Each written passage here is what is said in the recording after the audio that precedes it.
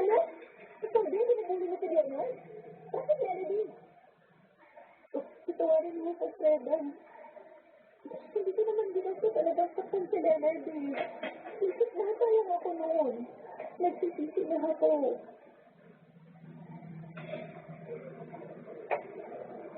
Hindi ako nakapaniwala na pati si Melody ay binubuli din pala sa Leonard noon. Parang hindi ang mabait ni si Melody na kilala ko ang gagawa ng ganun. Nakalawa ni si Leonard.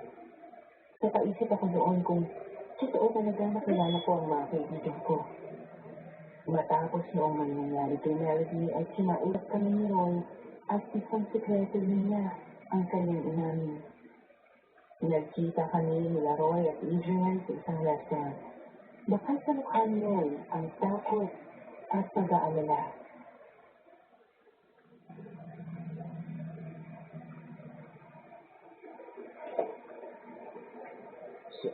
Salamat sa inyo at pumayag kayo makausap ako.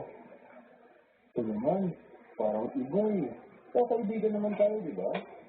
Oo nga naman, Lloyd. Pero ano din mahalaga mong sasabihin? Tungkol to kay Leonard. Sige, Ray. Nakikinig kami ni Freda. Alam niyo naman na nung namatay si Leonard, isa-isa tayong minuto ng kaluluwa niya. At dahil yun sa may ginawa tayong mali sa kanya. Ha? Ako? Naginawa mo masama kay Leonard? Ikaw lang naman yun eh. Ikaw ang namuli sa kanya ng araw-araw. Di ba? Huwag mo kami gamit sa kalokohan mo. Alam mo, sinasabi ko, Adrian, huwag ka magmalinit.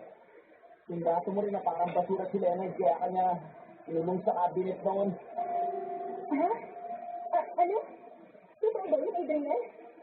Hindi ko alam kung anong sinasabi mo, Roy. Kung wala ka namang balak na iba, kung hindi ka rin kami sa mga kasalanan mo kay Leonard, tapos na ang usapan na to. Hindi ka Angel, Adrian. Alam mo yan. Alam mo may malaking kasalanan ka kay Leonard. Bigyan na natin itong usapan to. Diyan ka na. Tara na. Ito na. Sandali! Gusto ko pa makausap si Roy. Please, Adrian. Huwag ka umalis. Ang mas kinakampihan mo kayo sinungaling na yan, kaysa sa akin, bahala ka na sa buhay mo, Freda. Adrian, please! Pag-usapan natin ito. Kayaan mo na siya, Freda. Siya ang gumagawa ng problema niya. Ngayon makinig ka sa akin. Ito na ang magagawa mo para hindi ka nagambalain ang kaluluwa ni Leonard. Ano ibig sabihin, Roy? Pagod na ako, Freda. Isisiyan ko ang lahat ng ginawa ko kay Leonard. Bakit, Roy? Ano nangyari? Buong buhay ako minumulto ng kaluluwa niya. Nung pumupunta ako sa paaralan natin, lagi siya nagpapakita sa akin. Nung bumagsak ako ng 4th year high school, nag-enroll ako ulit para mag-aaral at magtapos. Pero lagi siya nagpapakita sa akin kasi yan yung lalaki sa library, sa classroom, lalo na kapag mag-isa ako. Bakit mo naman ito sinabi sa amin? Kaibigan niya kami, Roy. Ayoko nang gambalain ba kayo dahil may kanya-kanya na kayong buhay. Nung pinwento ko doon kay Melody, hindi siya naniniwala sa akin. Sabi niya, hindi na dapat tayo ginagampalan ng kaluluwa ni Leonard dahil ilang taon na mula nang namatay siya. Pero mali siya, mali si Melody. Ano ibig mong sabihin? Kahit nunguminto na ako sa pag-aaral, o kahit hindi na ako pumupunta sa kahit anong lugar na malapit sa pag-aaralan natin, inumunto pa rin ako ni Leonard. Madalas ako binabangungot dahil nagpapakita siya sa akin sa panaginip ko. Alam mo bang na-stroke ako isang taon na nakakaraan dahil sa sobrang stress ko sa pagmumulto ni Leonard? Roy, bakit naman eh? Bakit hindi mo sinasabi sa amin? Bakit ka ganyan? Ayoko na kasi kayong bumalik dito dahil mumultuhin din kayo ng kaluluwa ni Leonard. Ayoko na rin bumalik pa sa paaralan natin dahil nag-trauma pa rin ako sa ginawang pagmumulto sa akin ni Leonard. Kaya naman hindi mo kami kaibigan. Dapat nagsasabi ka. Ay mo naman nagtutulungan kita eh.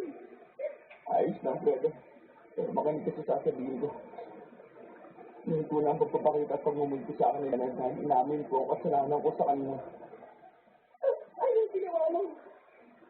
Nangyari na noong isang buwan ko, dumating ni Adrian dito. Sinita ako sa banyo kung saan siya nagpakamatay noong isang gabi. At taos puso akong humihingi ng tawad kay Leonard. Wala nang nangyari yun. Hindi na siya nagpapakita sa panaginip ko. Sorry ako. Wala kong alam na ginawang masama sa kanya.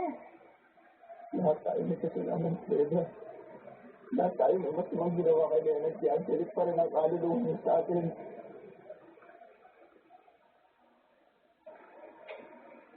Hindi ko alam kung ano ang nagawa kong kasalanan noong kay Leonard minsan. Pero dahil na rin sa takot ko na matulad si Roy at Melody, ay nagpasama ako kay Adrian sa paaralan namin noong gabi. Handa na akong humingi ng tawad kay Leonard kahit hindi ko alam kung ano ang kasalanan ko sa kanya.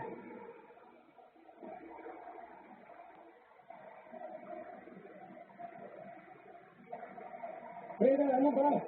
Ang laking kinakuhan to? Hindi tayo tawad? Para saan? Alam naman natin na wala tayong ginawang kasalanan kay Leonard. Nagsabuhan ako, Adrian. Pero isa lang ang malinis isipan ko. Ayoko matulad ako kung Roy at Melody. Gusto ko lumisin ng konsensya ko. Hindi ka ng konsensya? Ano natin gagawin kung wala naman tayong ginawang kasalanan? Hindi ko alam, Adrian. Pero siguradong may dahilan kung bakit tayo nilulungsa ng kaluluwa ni Leonard. Ikaw, umalim ka na. Anong ginawa mo sa kanya? Ba't ba parehas ni Roy? Bakit ba pinipilit mo na may kasalanan mo kay Leonard? Eh, anong sinasabi ni Roy na lahat ng parang basura rin si Leonard? Bakit ba ang kukulit niyo? Sinabi niyo.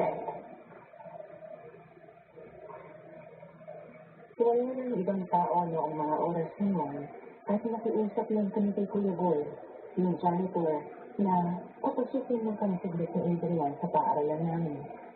Talagang tumayo ang lahat ng balagsibok ko sa braso noong mga oras na yun saan nasa hallway kami at kitang-kita namin ni Adrian na biglang nagsasarahan ng mga pintuan ng classroom na nadadaanan.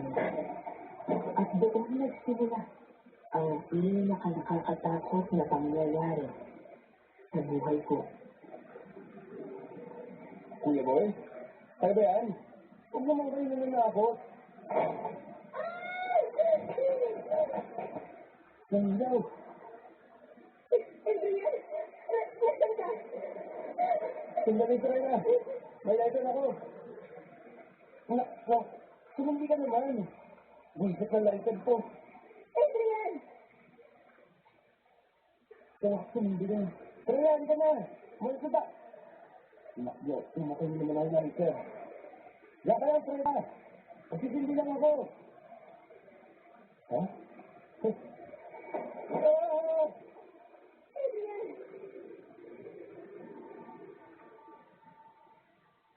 Nang muling nawala ang sundo ng lighter ni Adrian at parang may kuwanang bagay ang tumamay sa kanya saan. Naiwan ako nakatayo sa hallway at halos magbayong na ako dahil sa takot. Hindi ko pa rin maalala noon kung ano ang kasalanan ko kay Leonard, pero isa lang ang nasa isip ko. Ituloy ang pagpunta kung saan siya namatay at humingi ng tawad. Kailangan ko makarating sa siyaan ng mga lalaki kung saan nagbigti si Leonard.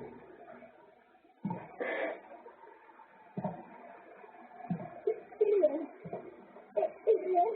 Ikaw ba yan? Adrian! Natagpuan ko sa isang cabinet si Adrian. Basang-basa ito ng pawis at basa rin ang pantalon ito na parang naihiya pa siya sa sobrang takot. Nanginginig sa sobrang takot si Adrian at pautay-utay itong nagsasalita. Salamat ko ang lahat, Freda. Galit sa akin ni Leonard. Kasi masama ako sa kanya. Anong ibig mong sabihin?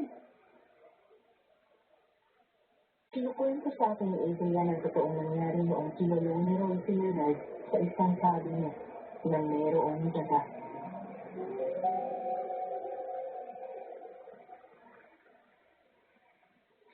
Leonard, ito nga rito. Bakit, Adrian? Ano kailangan mo sa akin? Basta, lumapit ka na lang. Sige. Diyan ka lang sa loob. Iisa ka dyan.